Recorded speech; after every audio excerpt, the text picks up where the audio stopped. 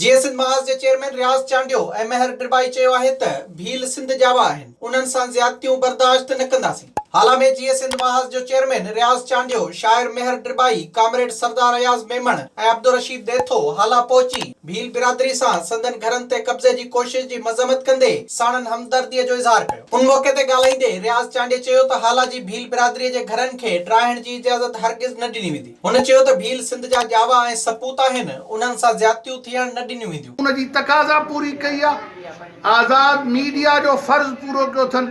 एक गैरतमंद शहरी की हैसियत में शहर की सिविल सोसाइटी असांजा भाउर तव्हां सां गॾु आहिनि। ऐं तव्हांजो शुक्रगुज़ार आहियां।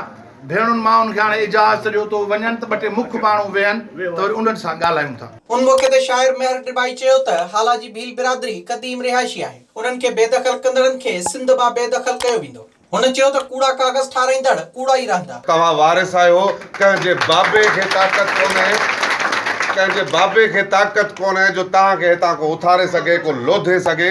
असां अहिड़े कंहिं बि कानून खे नथा मञूं, कंहिं ॾाढ खे कोन था मञूं, कंहिं ॾहे सर फने ख़ान तुरम ख़ान खे कोन था मञूं। सॼी सिंध तव्हां सां गॾु आहे। हे घर तव्हांजा आहिनि, हे तव्हांजा ई रहंदा। जेके वटि पना बना अथसि उहो उनजी बीड़ी ठाहे जिते खपेसि उते मोकिले छॾे। तव्हां वारिस आहियो, सॼी सिंध तव्हां सां गॾु आहे। विज़िट कयो अवामी आवाज़ मीडिया ग्रुप जी वेबसाइट awamiawaz.pk।